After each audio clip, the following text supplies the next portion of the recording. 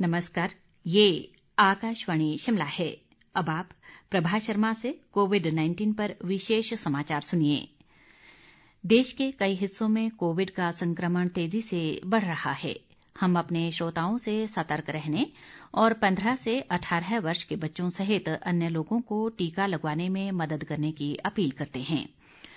Corona virus का नया स्वरूप ओमिक्रॉन चिंता का कारण है। कृपया सुरक्षित रहने के लिए 3 सरल उपायों का पालन अवश्य करें। मास्क पहनें, 2 गज की सुरक्षित दूरी बनाए रखें, हाथ और चेहरा साफ रखें। कोविड से संबंधित जानकारी और मार्गदर्शन के लिए राष्ट्रीय हेल्पलाइन नंबर 011-2397-8046 और 1075 पर संपर्क करें। प्रधानमंत्री नरेंद्र मोदी ने विश्वास व्यक्त किया है कि भारत निश्चित रूप से सभी के प्रयासों से कोविड के खिलाफ लड़ाई में सफल रहेगा। वे कल वीडियो कॉन्फ्रेंस के माध्यम से सभी राज्यों के मुख्यमंत्रियों के साथ देश में कोविड की स्थिति और इसके संक्रमण को रोकने के लिए किए गए उपायों की समीक्षा कर रहे थे।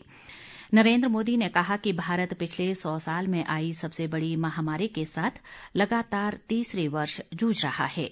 इसमें सफलता हासिल करने का एकमात्र रास्ता कड़ी मेहनत है और जीत ही एकमात्र विकल्प है। प्रधानमंत्री ने कहा कि केंद्र और राज्य सरकार द्वारा अपनाया गया एहतियात, सक्रिय और सामूहिक दृष्टिकोण ही कोविड के खिलाफ जीत का मंत्र है।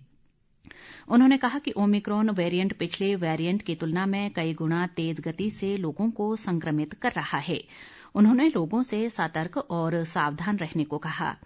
प्रधानमंत्री ने कहा कि देश में बने टीके पूरी दुनिया में भारत की श्रेष्ठता साबित कर रहे हैं। उन्होंने 100% टीकाकरण के लिए हर घर दस्तक अभियान को तेज करने पर भी बल दिया।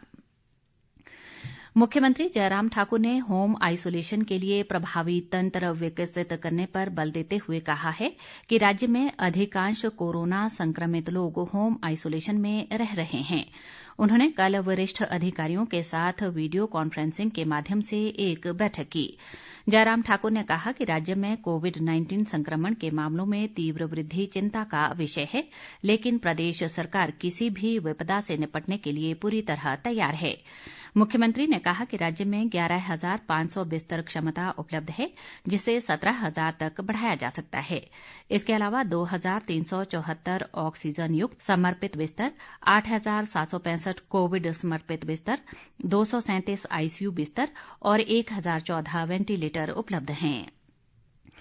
देश में कोविड-19 से स्वस्थ होने की दर घटकर 95.2% रह गई है। कोरोना संक्रमण से अब तक 3,48,24,706 लोग स्वस्थ हो चुके हैं।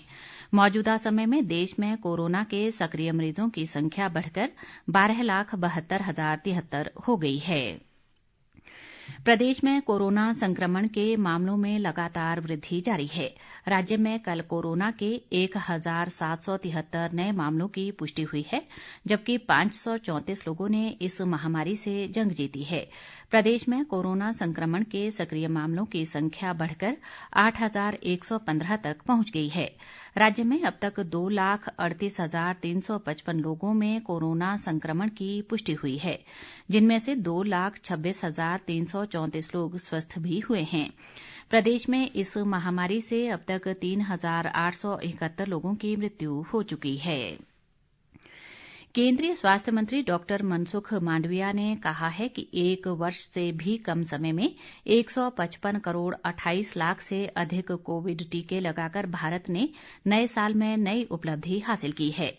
स्वास्थ्य मंत्री ने लोगों से टीकाकरण की इस गति को बनाए रखने की अपील की। उन्होंने सभी पात्र लोगों से दोनों टीके लगवाने का भी आग्रह किया है। केंद्र ने कोविड संक्रमण में वृद्धि को ध्यान में रखते हुए प्रवासी श्रमिकों के संबंध में तैयारियों की समीक्षा के लिए राज्यों और केंद्र शासित प्रदेशों के साथ बैठक की है। श्रम व रोजगार मंत्रालय के सचिव सुनील बर्थवाल ने वीडियो कॉन्फ्रेंस के माध्यम से राज्यों और केंद्र शासित प्रदेशों के साथ समन्वय बैठक की अध्यक्षता की। बैठक में राज्यों ने बताया कि कुछ जगहों पर रात्रि और सप्ताहांत कर्फ्यू को छोड़कर देश में निर्माण और व्यावसायिक गतिविधियों तथा औद्योगिक गतिविधियों पर कोई प्रतिबंध नहीं है। इसके साथ ही ये समाचार बुलेटिन समाप्त हुआ। नमस्कार।